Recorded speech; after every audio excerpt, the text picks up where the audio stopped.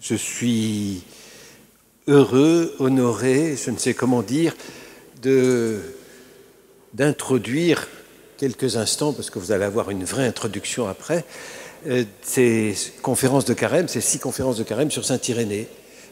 Quand j'ai été nommé administrateur apostolique l'année dernière, c'était juste à quelques heures du début de l'année Saint-Irénée. Je dois dire qu'on a célébré cette ouverture et j'étais un peu timide, un peu étonné. Aujourd'hui, eh bien, je pense que nous faisons quelque chose d'important. Alors, quand on m'a dit pourquoi, quand j'ai posé la question pourquoi Saint-Irénée, on m'a dit parce qu'il est mort en 202, 2020. J'ai trouvé ça un peu léger. Ensuite, eh bien, on m'a dit le cardinal Barbarin voudrait qu'il soit docteur de l'unité. Et il me semble que c'est une bonne chose, à ceci près que Saint-Irénée est un père de l'Église et qu'aucun titre ne va changer ce qu'il est dans l'Église. Il est bien au-delà de tout ça. Ce qui, moi, m'intéresse beaucoup dans Saint-Irénée, c'est que c'est un homme qui, dans une société dont on va parler à l'instant, j'imagine, une société, disons, ici c'est une colonie romaine, avec une culture grecque probablement en partie, et puis une société où l'Église est divisée, où il y a des gens qui ont des grandes idées qui ne correspondent pas à ce que le peuple pense. Ça s'appelle une gnose. Ils ont inventé des choses que les autres, ils sont moins intelligents et ils ne pensent pas que ça existe. Et Saint-Irénée va essayer de recentrer la foi sur l'essentiel. Et il me semble qu'aujourd'hui, dans notre époque, il est important de recentrer la foi sur l'essentiel, sur le Christ. Il a connu Saint Polycarpe, qui a connu Saint Jean, qui a connu le Christ, et c'est le Christ qui est premier. Et puis, parce que l'Église, par ce truchement de Polycarpe et des autres, lui donne la Bible à lire, il est quand même un de ceux qui, les premiers, a pris conscience de l'unité de la Bible et qui nous parle de la Bible. Et ça, c'est fondamental pour fonder notre foi, aujourd'hui encore.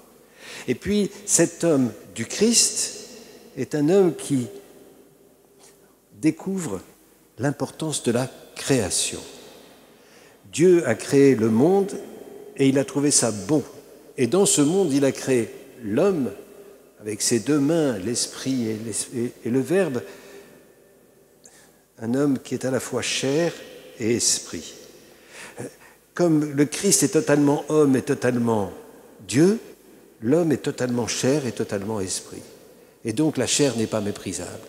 Et donc le corps n'est pas méprisable. Et quand aujourd'hui un certain nombre de gens nous disent « oui, mais il faut que l'esprit domine et puis où les grandes tentatives scientifiques dominent et que ce que nous sommes dans la chair n'a pas d'importance », Irénée nous fait penser à cela. Et puis cet homme donne au fond un mode de vie qui se fonde sur sa conception du péché originel, au fond qui est un péché de jeunesse. Il nous demande d'être mûrs et de grandir jusqu'à la taille du Christ. Et au fond, ce qui est important pour lui, c'est que nous grandissions. Pendant les 6 conférences qu'on va voir, eh bien, je pense que cet attachement d'Irénée au Christ, cet attachement d'Irénée à la Bible, cet attachement du Christ à un créateur qui nous crée chair et esprit, cet attachement du Christ, d'Irénée à un avenir qui nous est ouvert si nous grandissons jusqu'à la vision de Dieu, est essentiel et ferait de nous, si nous les écoutions vraiment, des chrétiens qui osent vivre dans notre siècle.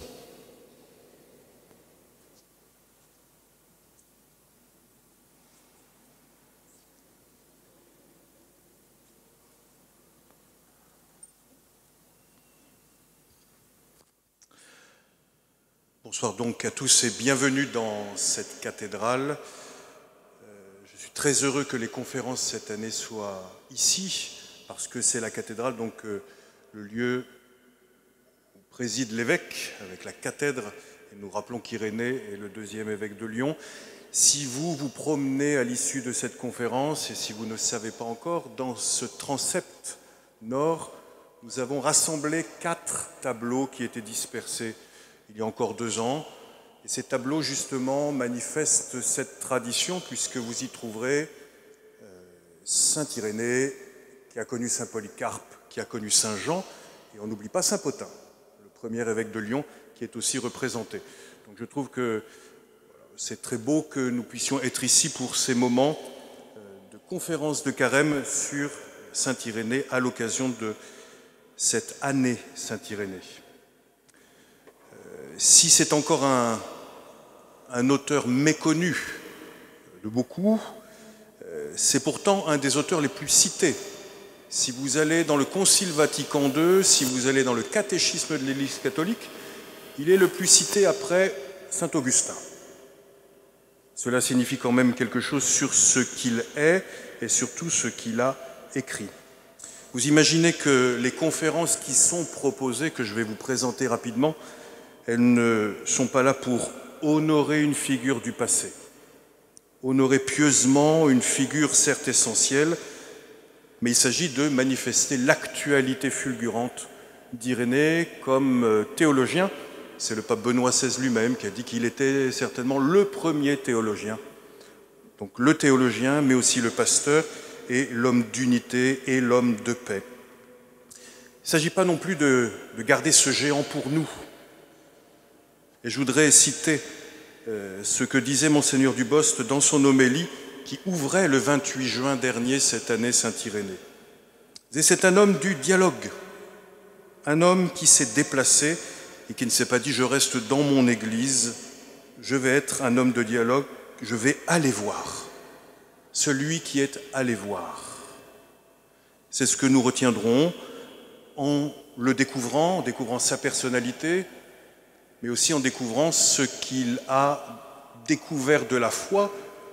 Et il y a une très belle expression que moi, je trouve une des plus belles d'Irénée, je vous l'offre. Elle se trouve dans le livre Contre les hérésies, c'est au livre 4. Il dit « tout se tient ». Tout se tient. Et donc il développe ensuite les thèmes majeurs de sa théologie, justement la création, où il dit « faisons l'homme ». Et puis ce qu'on appelle la récapitulation, un mot qu'on trouve déjà chez saint Paul avec le Christ dans son mystère pascal. Et puis cette vocation de l'homme qui est de contempler Dieu. Tout un chemin qui nous est proposé, mais tout un chemin d'unité. Tout se tient. Alors pour cela, eh bien, nous avons invité 7 conférenciers pour ces 6 conférences jusqu'au dimanche des Rameaux. Je vous les présente rapidement. Nous allons commencer par M. Bernard Meunier, j'en dirai un mot dans un instant. Dimanche prochain, nous accueillerons le frère Élie Héroulet, qui est de la famille Saint-Joseph et qui nous parlera de l'unité justement chez Saint-Irénée. Puis Madame Agnès Bastide-Kalinowska, qui nous montrera Irénée, homme de la parole. C'est un homme, on peut dire qu'il est tombé dans la parole de Dieu, et elle nous montrera à travers justement les évangiles des dimanches de carême comment Irénée les interprète. Puis nous accueillerons un professeur de philosophie, Camille Ronat, qui nous permettra de voir, Monsieur Dubost a parlé de la gnose, de montrer les erreurs au temps de Saint-Irénée, de montrer combien ces erreurs, elles peuvent encore subsister aujourd'hui, combien il y a encore des tentations, mais ce que dit justement Irénée pour que nous puissions vivre une foi vivante. Et puis, nous accueillerons une bibliste orthodoxe, Madame Sandrine Canéry, qui regardera l'époque d'Irénée, qui nous donnera les clés pour découvrir à quel point l'Église est une mère qui nourrit ses enfants. Et enfin, alors que nous entrerons dans la grande semaine sainte avec le dimanche des Rameaux, nous accueillerons 2 conférenciers espagnols, le professeur Juan José Ayán Calvo et puis Mère Verónica Berzosa, qui est fondatrice d'un institut, Jesu Communio, institut qui vit de la spiritualité de Saint-Irénée. Voilà, très beau programme, et donc je vous invite à vous fidéliser à cette conférence et même à inviter tous vos voisins à venir. Vous voyez que la cathédrale est grande et qu'il reste encore quelques places. Donc n'hésitez pas à venir. Je voudrais donner quelques points précis.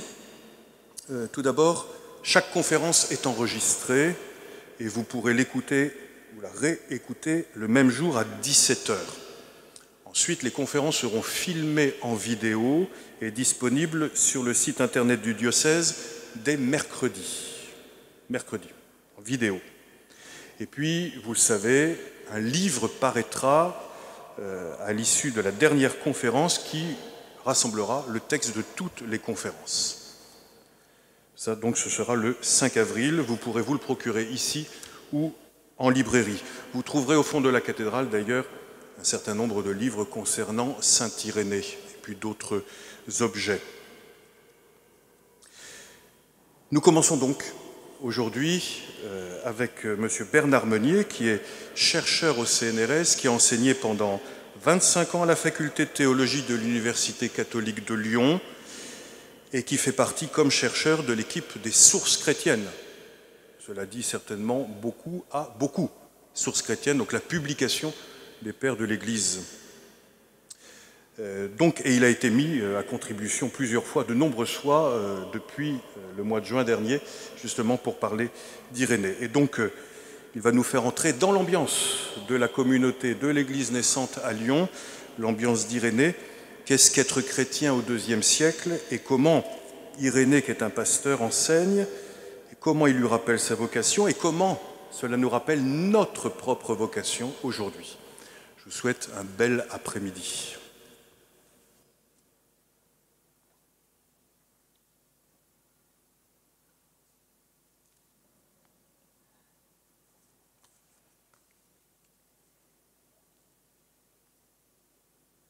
Être chrétien à Lyon, au IIe siècle, est-ce si différent d'aujourd'hui? Nous ne vivons pas dans le même monde, c'est vrai. Nous n'avons pas la même vie que nos prédécesseurs du IIe siècle. Et pourtant, nous avons quelques raisons de nous en sentir proches. Comme au IIe siècle, le christianisme de notre temps est une religion minoritaire, mal connue, dont beaucoup ont une image fausse qui entraîne parfois un rejet violent. Aujourd'hui, en France, en nous disant chrétiens, nous nous inscrivons dans une minorité. Mais nous ne risquons pas notre peau, comme au temps d'Irénée. Nous risquons juste l'indifférence, le ridicule ou l'hostilité, ce qui n'est déjà pas rien. Et bien souvent, nous ne devons notre tranquillité qu'à notre tiédeur. Au IIe siècle, l'Empire romain n'était pas laïque. Il légiférait en matière religieuse, même s'il était habituellement tolérant. De fait, le christianisme était en général toléré, mais pas plus, et parfois, de temps en temps, pas du tout. Essayons de voir à quoi ressemblait l'église de Lyon au temps d'Irénée. Elle est sans doute la première église fondée dans les Gaules, encore toute proche de ses origines, puisque le prédécesseur d'Irénée, Pothin, a été le tout premier évêque de Lyon. Pothin lui-même, comme Irénée, a un nom grec et venait probablement d'Orient, mais on ne sait pas d'où. Irénée, lui, venait d'Asie mineure, de la grande ville de Smyrne, aujourd'hui Izmir en Turquie. Cette grande ville de Smyrne était à l'époque très importante, avec une vie culturelle de haut niveau, un théâtre, des grands temples, des professeurs réputés en médecine, en rhétorique, en philosophie, en astronomie. Irénée a pu en profiter dans ses études, car on voit bien qu'il a reçu une bonne formation. Il a peut-être côtoyé le fameux médecin Galien, qui a passé à Smyrne quelques années, ou Élius Aristide, qui était un des plus grands orateurs, des plus fameux de l'époque. Une petite coïncidence qui nous donne à penser, cette belle cité de Smyrne a été gravement détruite par un tremblement de terre en 177 ou 178, à peu près au moment où Irénée prenait sa fonction d'évêque dans sa nouvelle patrie lyonnaise. Mais revenons à Lyon. Lugdunum, capitale des Gaules, c'est une ville peuplée, une plaque tournante du commerce qui arrive de Méditerranée par le Rhône en direction de l'intérieur des Gaules et des pays germaniques. Carrefour fluvial et terrestre. La ville a été prospère au 1er et au 2e siècle de notre ère. Elle commence peut-être à ce moment-là une période de déclin. Comme aujourd'hui, la charcuterie et les tissus faisaient sa réputation. Mais on faisait aussi beaucoup commerce de vin et d'huile notamment. Lugdunum était fier de ses monuments, dont le fameux amphithéâtre des Trois Gaules, où se réunissaient chaque année toutes les tribus gauloises. Elle avait aussi un des plus grands théâtres de Gaule, avec ses 10 000 places, et un odéon. Elle était consciente de son importance politique, administrative, économique. Elle pouvait être peuplée de quelques dizaines de milliers d'habitants, dont peut-être déjà quelques milliers de chrétiens. C'est très difficile à évaluer. Alors que dire justement de ces chrétiens? Est-ce que l'Église de Lyon est une église enthousiaste, joyeuse, où les charismes abondent, comme on le voit dans certaines épîtres de Paul ou certains passages des Actes des Apôtres? Ou est-ce qu'elle mérite déjà ce que l'ange de l'Apocalypse reprochait à l'Église d'Éphèse? « J'ai contre toi que tu as perdu ta ferveur première ». L'ambiance était sans aucun doute fervente dans les rassemblements des chrétiens de Lugdunum au temps d'Irénée, pour une raison essentielle, la proximité du martyre de 177. Il aurait pu y avoir une autre raison, plus ambiguë. On a dit parfois que les chrétiens de Lyon étaient proches des montanistes.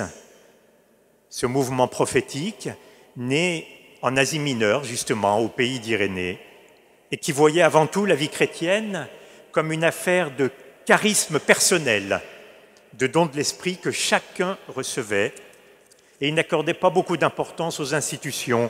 Dans certaines communautés chrétiennes de ce temps, on pouvait observer une ferveur qui allait de pair avec une contestation, voire un rejet, de toutes les médiations, les ministères, la liturgie, les sacrements. On rencontre Dieu en direct. On n'a besoin de rien ni de personne. On est habité par l'Esprit, on reçoit des révélations nouvelles. Ce mouvement fut d'abord une sorte de renouveau enthousiaste qui suscita intérêt et sympathie dans toute l'Église. Déjà au IIe siècle, on avait besoin de renouveau. Mais le mouvement a vite débouché sur des tensions et sur l'isolement de ces groupes qui prétendaient vivre sous ce seul mode de charisme. Mais la ferveur des Lyonnais, telle qu'elle se dégage de la fameuse lettre des chrétiens de Vienne et de Lyon à leurs frères d'Asie et de Phrygie, cette ferveur n'est pas vécue de cette manière. Elle est à comprendre sur le fond du martyre lui-même. Cet événement tragique qui a profondément marqué toute la communauté lyonnaise. Revenons-y quelques instants. Tout nous est raconté dans cette lettre des chrétiens de Vienne et de Lyon, qui a été écrite juste après les événements de l'été 177. Les survivants y racontent les événements dont ils ont été témoins. Ce texte est un bijou très précieux. Comme le fait remarquer François Richard dans son livre, écrit avec André Pelletier, sur Lyon et les origines du christianisme en Occident, je le cite, « Aucune église d'Occident, pas même Rome, n'a la chance de posséder un document aussi ancien, vivant et émouvant. » Oui, c'est la fierté de notre Église, mais cette fierté l'oblige en même temps.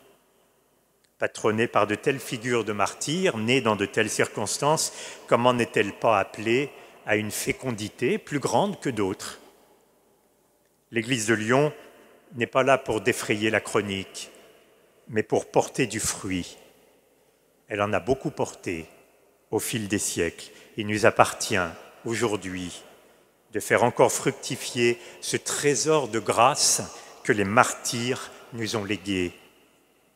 Et nous ne le ferons que si nous sommes unis, comme les chrétiens du IIe siècle le furent profondément autour de leurs martyrs et des confesseurs de la foi. Une chose frappe à la lecture de cette lettre de 177, c'est la colère et la haine qui habitent la foule des Lyonnais païens, venus assister aux interrogatoires et aux exécutions qui étaient publiques. On retrouve de tels faits dans beaucoup de récits de martyrs de l'époque, parce que nous en avons plusieurs, mais c'est particulièrement fort dans la lettre lyonnaise. Ça permet de mieux comprendre dans quel contexte et quelle ambiance les chrétiens de Lyon vivaient leur foi. Les chrétiens se savent rejetés, haïs. Ils savent qu'on leur refuse toute place dans la société, dans leur propre ville. On leur refuse, au fond, le droit à exister.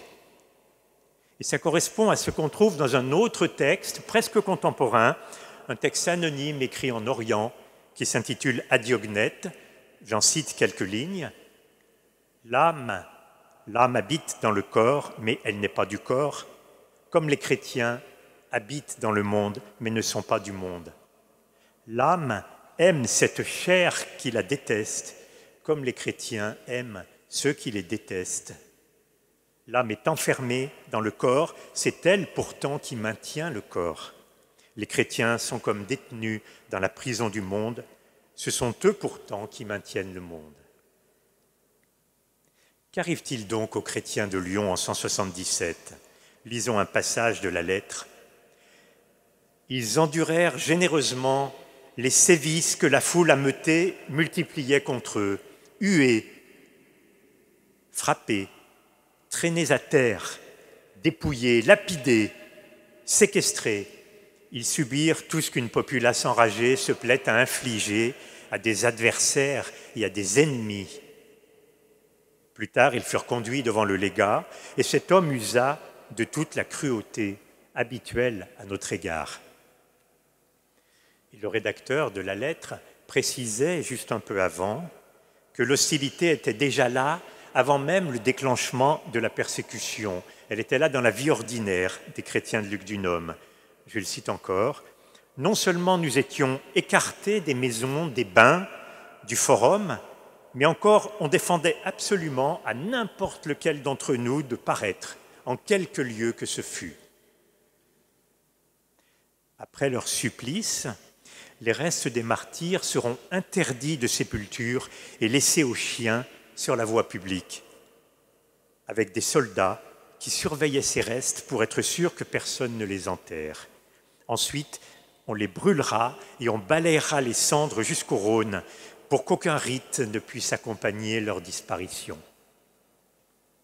Il fallait de la haine chez les Lyonnais de ce temps, de la haine contre les chrétiens pour s'acharner autant. On constate aussi, en regardant la liste des noms des martyrs que certaines sources anciennes nous ont transmises, on constate qu'il y avait beaucoup de femmes parmi eux, presque autant que d'hommes. Or, les Romains, en général, répugnaient à mettre à mort des femmes. Là aussi, ça montre un acharnement tout à fait spécial contre les chrétiens. Pourquoi cela ? 20 ans après, les martyrs de Lyon, un chrétien de Carthage, nommé Tertullien, dira qu'en fait, les chrétiens ne savent rien du christianisme, ils se contentent de le haïr et ils préfèrent l'ignorer, justement parce que s'ils le connaissaient mieux, dit Tertullien, ils s'y convertiraient. C'est le nom même de chrétien qu'ils haïssent. Pas besoin de commettre quoi que ce soit pour être déféré devant la justice et condamné. Il suffit de porter ce nom de chrétien. Et c'est précisément ce nom que les martyrs revendiquent au point de le décliner devant le juge comme leur unique et véritable identité. On trouve beaucoup d'actes d'interrogatoire des martyrs. Quand on leur demande leur nom, ils répondent « Je suis chrétien ». Et cela suffit.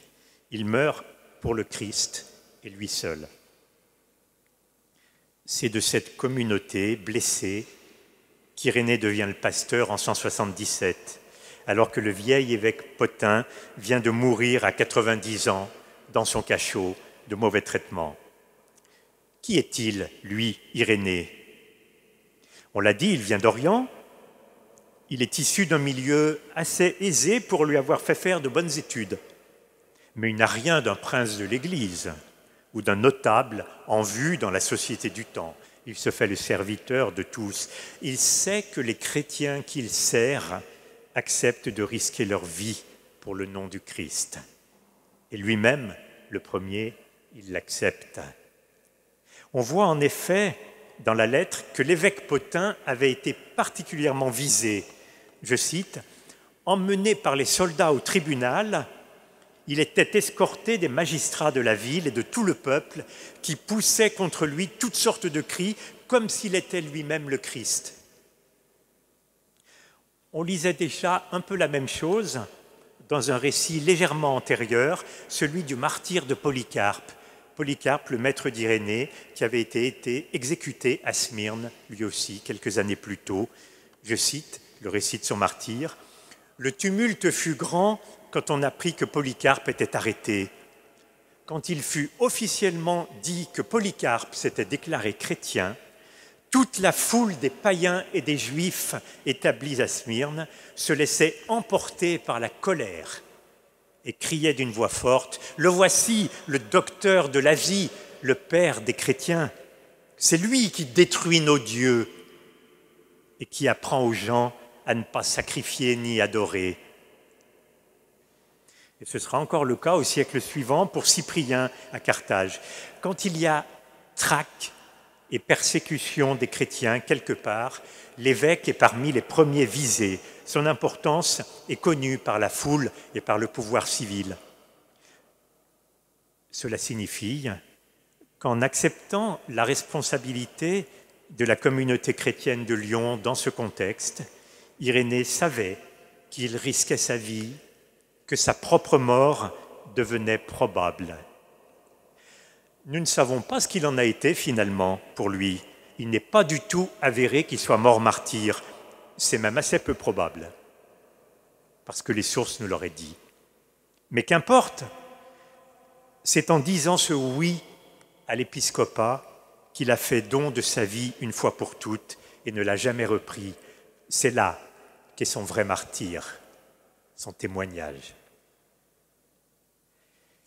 Sa communauté, notre Église de Lyon, pendant tout son épiscopat, reste forcément marquée par cet événement qui lui a pris une cinquantaine de ses membres dans des conditions terribles.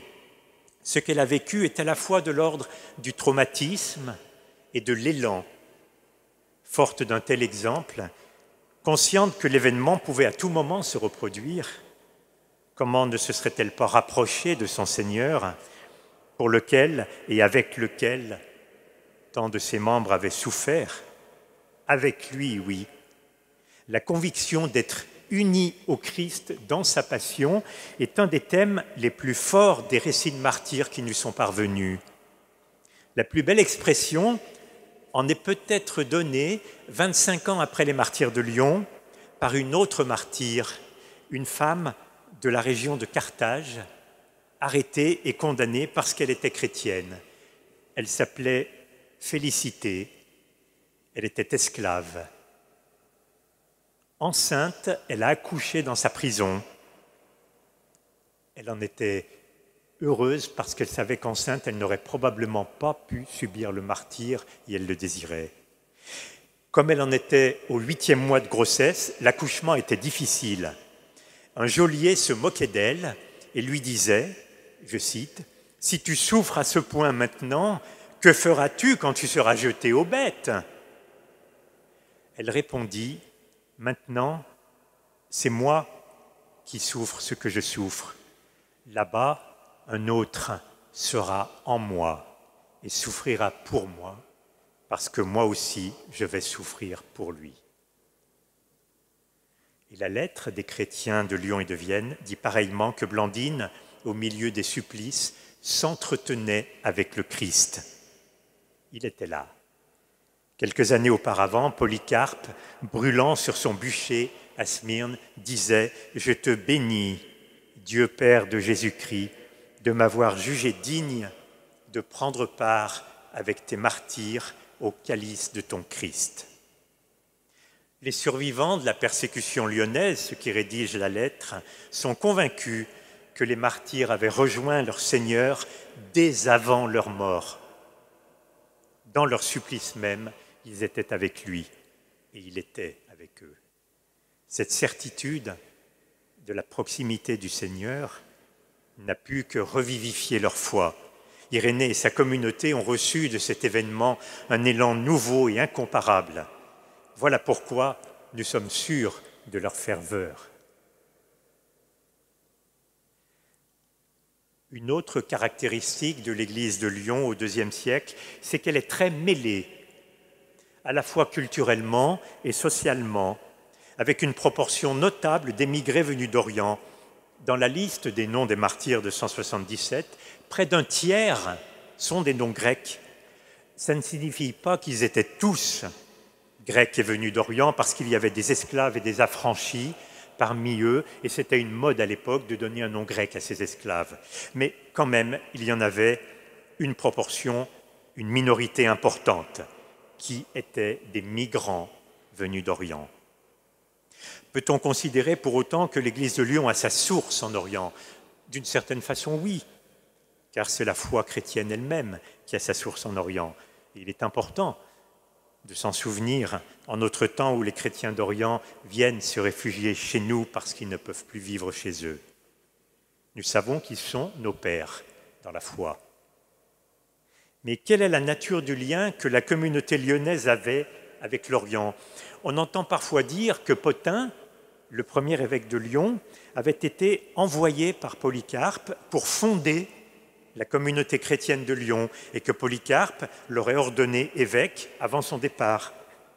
L'envoi de la lettre des chrétiens de Vienne et de Lyon aux églises d'Asie illustrerait ce lien qui serait quasiment un lien de fondation d'église mère à église fille. Il y a trop d'hypothèses et d'invraisemblances dans ce schéma auquel la prudence historique recommande de renoncer. Il suffit de dire que l'Église de Lyon entretient un lien fort avec l'Asie mineure en la personne d'Irénée et que, comme c'était rappelé tout à l'heure, par Irénée et Polycarpe, elle se rattache à Saint Jean et aux autres apôtres que Polycarpe avait connus et écoutés. Mais Lyon a aussi, et encore grâce à Irénée, un lien fort avec l'Église de Rome. L'évangélisation venue d'Orient était probablement passée par Rome, puis la vallée du Rhône. Irénée lui-même a dû séjourner quelque temps à Rome, peut-être avant de venir à Lyon, car il connaît bien l'Église de Rome et son histoire. C'est d'ailleurs à cause de ce lien qu'il interviendra dans la querelle qui va surgir sur la célébration de Pâques. C'est un des engagements d'Irénée pour l'unité sur lequel reviendra la seconde conférence. Ainsi, par Irénée, l'Église de Lyon a tissé une relation forte avec l'Orient et avec Rome, c'est-à-dire qu'elle est reliée depuis toujours à l'Église universelle. C'est une des sources de sa vitalité. La communauté elle-même a donc à la fois des autochtones et des orientaux en son sein. Elle connaît un fort mélange culturel, linguistique, social, sans doute, à l'image de la ville de Lugdunum.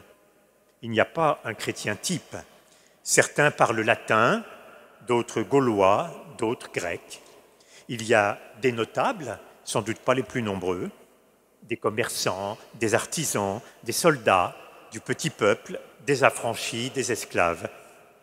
À l'époque d'Irénée, l'Eucharistie, le jour du Seigneur, était probablement célébrée en grec, au moins dans certains lieux, car la communauté chrétienne était probablement déjà trop nombreuse pour se réunir tout entière en un seul lieu. Le dimanche, il y avait probablement plusieurs lieux de célébration, d'autant plus qu'on se réunissait dans des maisons privées puisqu'il n'y avait pas encore d'église. Ce mélange culturel et social est important à souligner. Au temps d'Irénée, les chrétiens formaient entre eux une communauté, pas plus idéale sans doute qu'ailleurs et que de tout temps, avec des tensions, sûrement que nous ignorons, des inimitiés peut-être, mais il est certain que notables et immigrés, riches et pauvres, se côtoyaient et célébraient ensemble le jour du Seigneur, se parlaient, se connaissaient comme on se connaît et se reconnaît quand on est une minorité menacée. Aujourd'hui, dans nos paroisses lyonnaises, souvent bien marquées sociologiquement, savons-nous vivre une fraternité qui déborde nos pratiques et nos situations sociales? Qu'est-ce que nous avons en commun entre nous? Des relations? Un genre de vie? Des idées? Ou notre fraternité en Christ? Allons-nous trier pour choisir ceux dont nous sommes frères ou sœurs? La parabole du Samaritain nous rappelle qu'on ne choisit pas son frère ou son prochain, c'est lui qui nous choisit. Vers le moment où les chrétiens subissaient le martyre, la communauté lyonnaise a voulu envoyer un message à Rome pour prendre position au sujet des montanistes, ces chrétiens un peu exaltés dont il était question tout à l'heure. Dans les débuts de ce mouvement, beaucoup d'églises locales ne savaient pas trop quelle attitude adopter à son égard. Et c'était le cas d'Éleuthère, l'évêque de Rome. Et les martyrs de Lyon, avant de mourir, lui avaient, semble-t-il, envoyé Irénée pour lui porter une lettre qui exprimait leur position à ce sujet. Quand on envoie une lettre à l'époque, on ne la met pas à la poste. La poste n'existait pas. On la confie à quelqu'un qui fait le voyage. La lettre est en général cachetée et elle doit accréditer son porteur pour que celui-ci puisse éventuellement l'accompagner de précisions orales. Car souvent, le texte de la lettre est assez allusif et bref pour le cas où elle tomberait sous des yeux ennemis. Les chrétiens de Lyon présentent donc dans leur lettre Irénée, le porteur de la lettre. À l'époque, il est déjà presbytre, ce qui signifie dans le vocabulaire encore flou du IIe siècle qu'il est l'un des responsables de la communauté. Les mots presbytre, qui a donné prêtre, et épiscope, qui a donné évêque, sont encore plus ou moins synonymes au temps d'Irénée. Mais les chrétiens, au lieu d'évoquer son titre ou sa fonction, le présentent par ces mots. Je cite la lettre. « Père Éleuthère, nous avons chargé de te remettre ces lettres, notre frère et compagnon Irénée, et nous te demandons de l'accueillir auprès de toi comme un fervent disciple de l'Alliance du Christ. Si nous savions que la fonction procure la justice à quelqu'un, nous l'aurions d'abord présenté comme presbytre de l'Église, ce qu'il est en effet. Comme le fait remarquer Bernard Badeau dans le film sur Irénée que le diocèse a fait faire et que vous avez, j'espère, tous déjà vu, malgré le rôle important qu'Irénée a dans la communauté, il n'est pas présenté par ce biais comme s'il se réduisait à cette fonction, mais avant tout, frère, compagnon, disciple. Déjà Saint Jean, dans l'Apocalypse, s'appliquait ces deux mots de frère et compagnon à lui-même, lui l'auteur inspiré. Par cette façon de faire, les martyrs de Lyon nous rappellent que tout chrétien, quelle que soit sa fonction dans l'Église ou son ministère, est fondamentalement un frère et devrait être ainsi appelé. Ça laisse peu de place pour des révérends pères, encore moins pour des monseigneurs. Mais ce n'est pas qu'une question de mots. Sommes-nous mûrs, nous, laïcs, aujourd'hui, pour vivre une relation de réelle fraternité avec nos prêtres et nos évêques? Un tout autre visage de l'Église pourrait en surgir. C'est peut-être la mission de cette génération. Il y a autre chose. Le martyr a toujours été reconnu comme une forme de sacerdoce, au point que dans l'Église ancienne, comme le rappelle un texte qui remonte au IIIe siècle sans doute et qui s'appelle la tradition apostolique, lorsque des confesseurs de la foi, c'est-à-dire des gens qui avaient été persécutés pour le Christ, mais qui n'étaient pas morts dans la persécution, lorsque ces gens ensuite devenaient prêtres pour le service d'une communauté, eh bien, on considérait, c'est ce que dit le texte du IIIe siècle, qu'ils avaient déjà acquis la dignité du presbytérat et que l'imposition des mains, autrement dit l'ordination, était inutile pour eux à cause de ce martyre. Eh bien, parmi les martyrs de Lyon, il y avait des hommes et des femmes, en nombre presque égal. Ce sacerdoce-là, des femmes l'ont vécu à l'admiration de tous. Qu'en faisons-nous pour notre Église aujourd'hui ?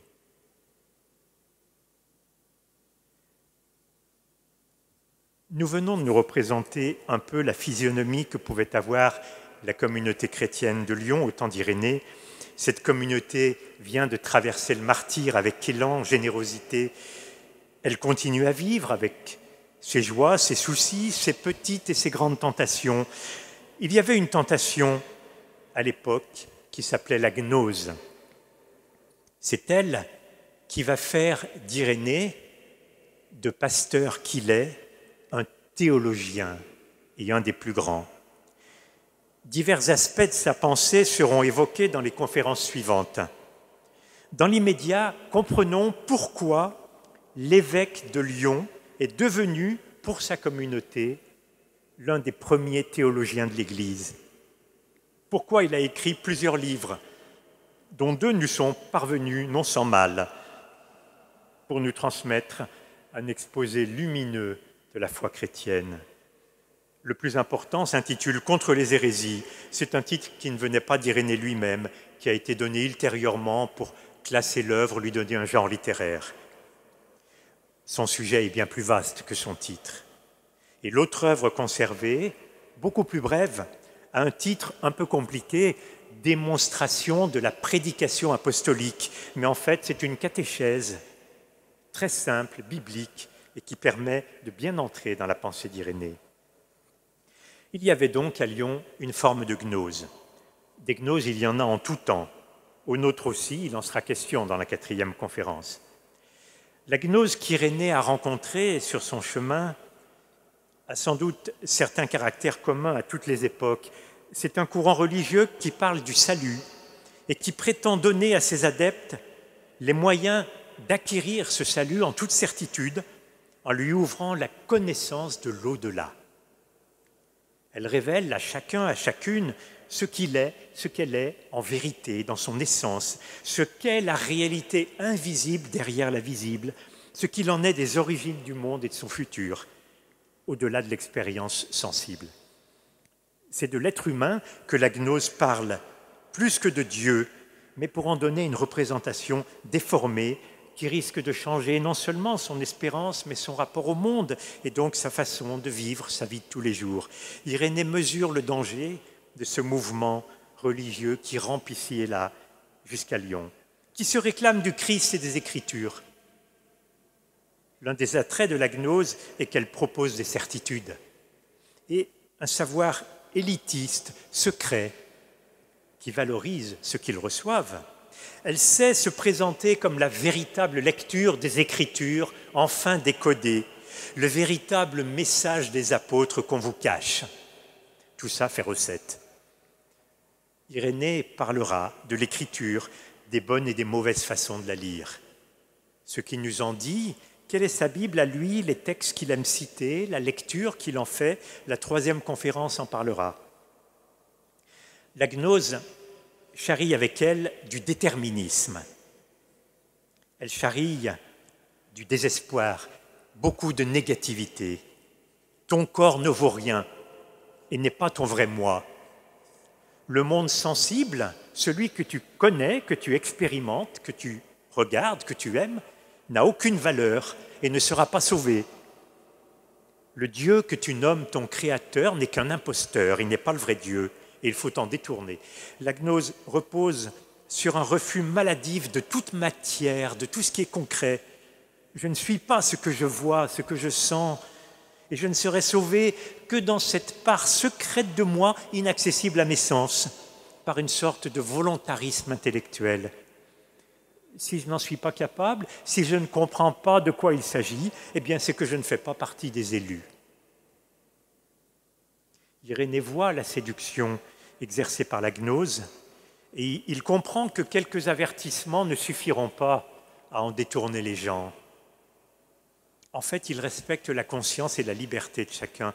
Il ne considère pas qu'il suffit de dire « ne pensez pas ceci, ne faites pas cela ». Il va lui falloir dire pourquoi et rendre compte de ses propres convictions. Il joue son rôle de pasteur, non pas en donnant des consignes, mais en argumentant, en s'exposant lui-même au débat. Il ne dit pas aux gens ce qu'ils doivent croire, il dit ce qu'il croit, lui, et pourquoi il le croit. Alors il se documente, il étudie longuement les textes gnostiques, il réfléchit, puis il prend la plume.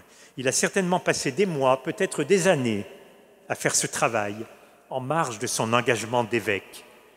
Peut-être aussi, d'ailleurs, en marge d'un travail professionnel, parce que nous ne savons rien de sa vie quotidienne. Et souvent, à l'époque, on n'était pas évêque ou prêtre à plein temps. Ce qui sort de ce long effort intellectuel d'Irénée, c'est un livre splendide, son fameux écrit contre les hérésies, qui avait en réalité un titre plus long, « Dénonciation et réfutation de la gnose au non-menteur ». La gnose au non-menteur, c'est une expression qu'il avait reprise à saint Paul, dans la première à Timothée. Irénée combat toute pensée qui voit l'être humain comme une essence définie d'avance, dont l'existence se contenterait de déployer un destin tout écrit. Il voit l'être humain comme mouvement, avec la part d'imprévu que cela comporte. L'être humain est attendu dans le désir de Dieu, il naît, il grandit en passant par toutes sortes d'expériences, y compris l'expérience du mal, où il découvre le prix du bien.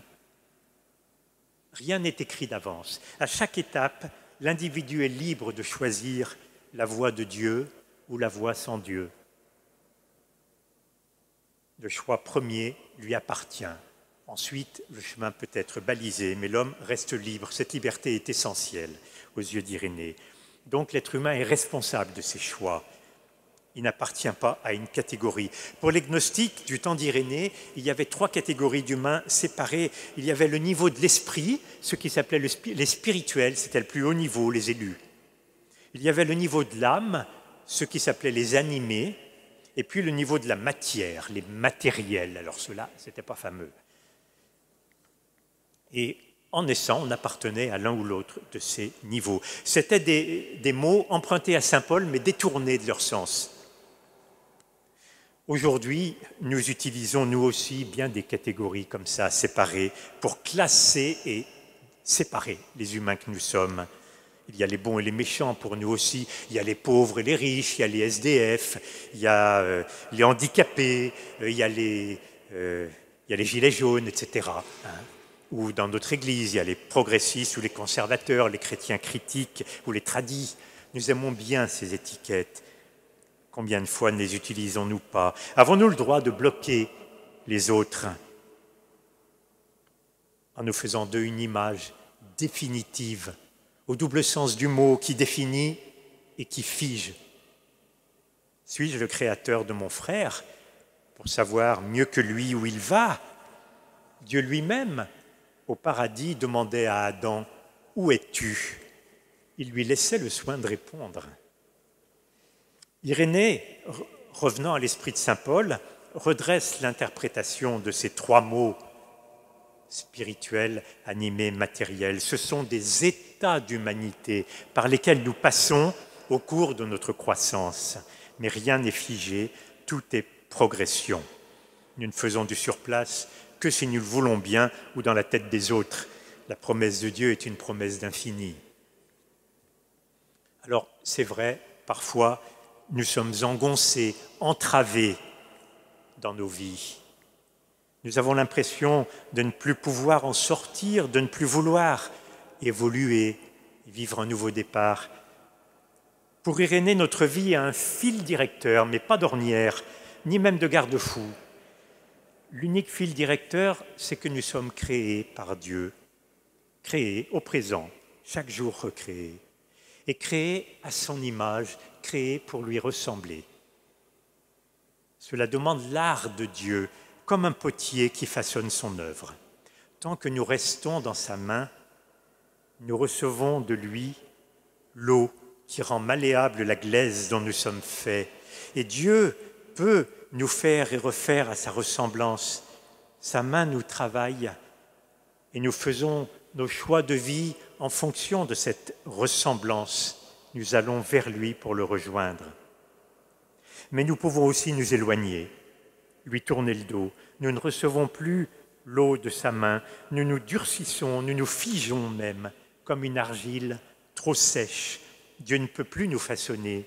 Nous suivons notre propre voie tracée par nous seuls, sans direction.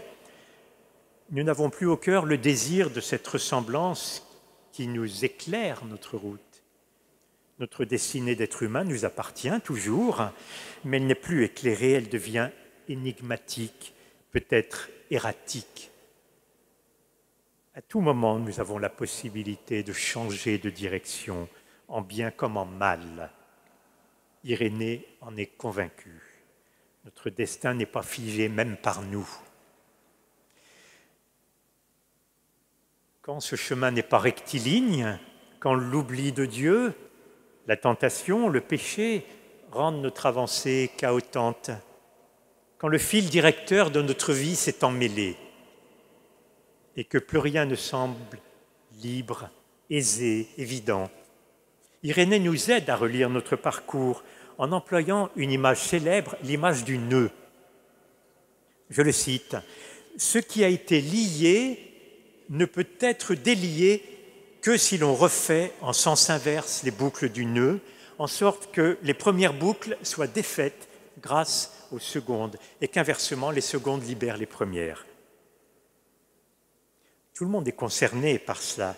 Irénée parle ici de ce qui s'est noué en Adam, cet éloignement de Dieu choisi par le premier couple, qui nous a transmis une humanité perturbée, moins libre de ses choix pour avancer. Et pourquoi cet héritage de fragilité qui semble nous marquer, malgré nous, ce que la théologie occidentale appellera le péché originel? Irénée, au fond, n'en dit pas grand-chose, sinon que des enfants nés en captivité sont captifs eux-mêmes, et que cette violence nous a été faite contre notre propre nature. Mais il ne regarde pas vers nos ombres, il regarde vers la lumière qui nous en délivre, de même que la Bible ne parle du mal et du péché que pour mieux nous parler du Sauveur. Irénée ne parle des nœuds que nous nous faisons dans nos vies que pour mieux dire comment ils sont défaits dans l'œuvre de salut du Christ. Et il souligne le rôle de Marie, nouvelle Ève, qui par son oui rend à Ève sa dignité et sa liberté. Dans le retournement vers Dieu, la conversion, c'est l'humanité qui emprunte de nouveau le chemin du Créateur. La nouvelle Ève est celle qui ne choisit pas de tracer elle-même son chemin en inventant des raccourcis pour devenir plus vite comme Dieu, mais celle qui suit en confiance la voie qui lui est proposée, sans accélération dangereuse. L'image du nœud nous dit aussi une seconde chose. Nous savons donc que si une corde s'est emmêlée, ce n'est pas en tirant dessus que nous allons régler le problème. Il faut repasser, disait Irénée, dans les boucles pour que le nouveau parcours libère la corde. Que veut dire Irénée en faisant remarquer cela? Quand il y a du mal dans notre vie, un événement, un acte, une parole qui nous a fait côtoyer le mal et nous laisse nouer par lui, il ne faut pas hésiter à retourner là même où nous avons failli. Pas d'oubli volontariste ou lâche qui recouvre les décombres, au lieu de les déblayer pour reconstruire. Revenir sur les lieux du mal, au lieu de rêver que le nœud se défasse tout seul avec le temps. La psychanalyse ne dirait pas autre chose, mais la vie spirituelle le réclame aussi. C'est une attitude envers le péché, envers notre histoire, envers le mal. Y revenir pour le relire, être présent sur les lieux du combat. C'est Dieu qui mène le combat en nous, à condition que nous y soyons, car il ne fera rien sans nous. Cela nous laisse entièrement responsables de nos choix. N'oublions pas le nœud d'Irénée, n'ayons pas peur de revenir là où ça a fait mal, pour dénouer. C'est vrai de l'individu comme c'est vrai de l'Église. Ne vivons pas avec des nœuds qui continuent à nous étouffer. Alors comment Irénée peut-il nous aider dans notre route ? Il nous a laissé cette phrase un peu trop connue pour que nous l'écoutions encore avec attention. La gloire de Dieu, c'est l'homme vivant, et la vie de l'homme, c'est de voir Dieu. Redisons-la un tout petit peu autrement pour mieux l'entendre. Dieu est glorifié quand l'être humain vit pleinement. Et l'être humain vit pleinement quand il voit Dieu. Ce va-et-vient entre Dieu et l'humain passe par 3 mots, gloire, vie, voir. Le premier mot, c'est gloire. Que la gloire de Dieu soit l'homme vivant, après tout, c'est l'affaire de Dieu. Ça nous flatte. Ça nous flatte que Dieu soit fier de nous au point de mettre en nous sa gloire. C'est vrai que certains jours, nous ne sommes pas très sûrs qu'il soit si fier que ça. Est-ce à dire que ces jours-là, il est sans gloire, sans rayonnement, sans beauté, qu'il n'est plus lui-même ? Notre responsabilité, du coup, devient un peu écrasante. Après tout, Dieu était Dieu avant nous. Il peut bien l'être sans nous. Son amour ou sa fierté pour nous n'est pas un moyen de chantage abusif pour mieux nous contraindre. Mais ce qui est sûr, c'est qu'il a voulu aussi être Dieu pour nous et que ce pour nous dépend de notre volonté. La gloire de Dieu, c'est quand tous, dans son temple, s'écrient gloire, comme dit le psaume 28. Quand nous sommes dans le temple, dans une intériorité où Dieu habite, sa gloire rayonne en nous parce que nous sommes des vivants debout en route vers notre accomplissement. La vie, c'est le second mot, pour nous, c'est cette progression même dans la ressemblance de Dieu qui est la voie de la créature faite à l'image. La voie que Dieu avait proposée à Adam et Ève qui ont pris la coursière. Nous ressemblons à Dieu quand nous le voyons, puisque nous le reflétons. C'est ce que dit Irénée. Il est difficile de marcher vers un point qu'on ne regarde pas. Se rapprocher de Dieu, c'est le regarder. C'est le 3e mot, voir. L'un ne va pas sans l'autre. Ça n'est pas une injonction divine doublée d'une interdiction de regarder ailleurs. Après avoir défait les nœuds, ou pour mieux les défaire, c'est renouer avec notre vocation, être créé, être dans la main de Dieu, dans les mains de Dieu, le Verbe et l'Esprit. Recevoir notre vie, notre journée, notre temps de carême, comme un don renouvelé du Créateur, grandir auprès de lui comme une plante bien irriguée. Alors nous accueillons le travail de ses 2 mains, le Verbe qui illumine tout être en venant dans le monde, l'Esprit qui nous unit dans la fraternité en Christ. Et nous sommes sans cesse remodelés par le potier qui trouve sa gloire dans l'œuvre qu'il fait et qu'il parfait, à laquelle il donne vie, forme et beauté. Cette vie dans l'Esprit, dans l'Église, qui nous rend solidaires, libres et responsables. Les 2 dernières conférences en parleront chacune à sa manière.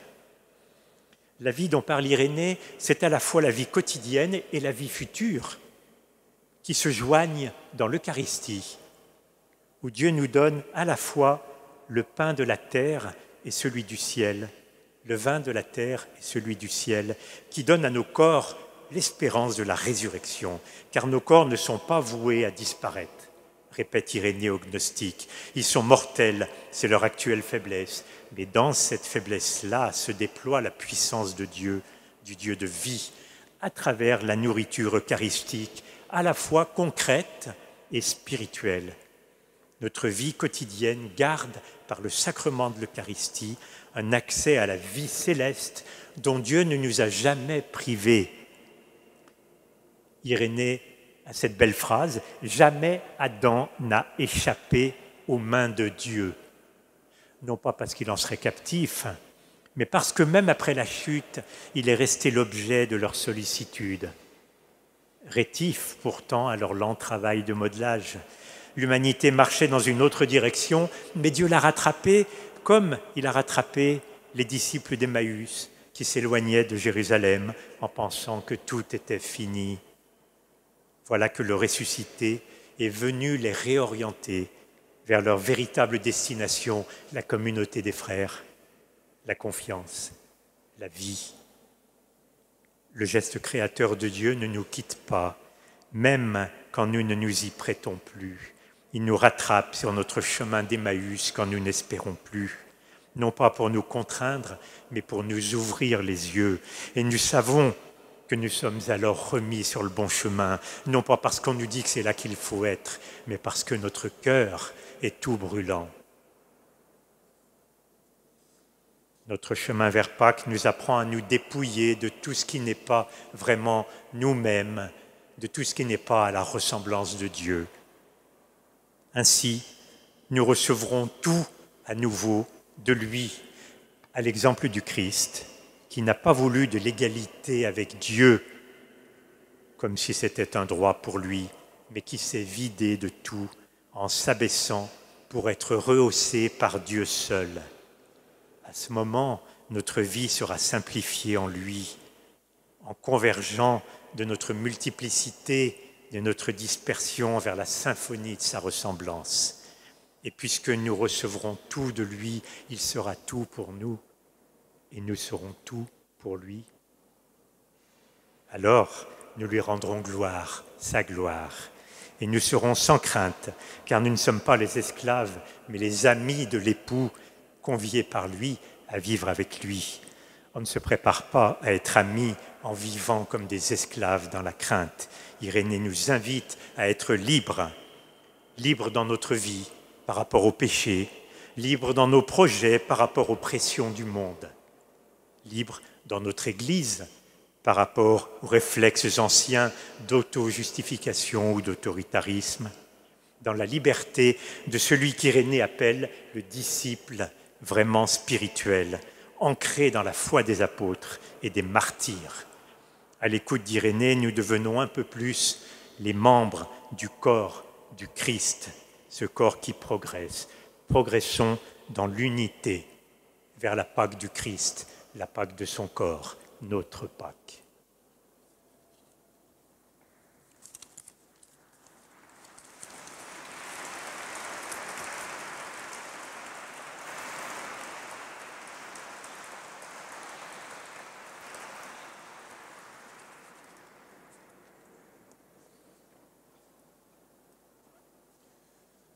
Un très grand merci donc à Bernard Meunier d'avoir donné cette première conférence, d'avoir ouvert cette série sur Saint-Irénée, de nous avoir fait entrer dans cette ambiance de l'époque de Saint-Irénée.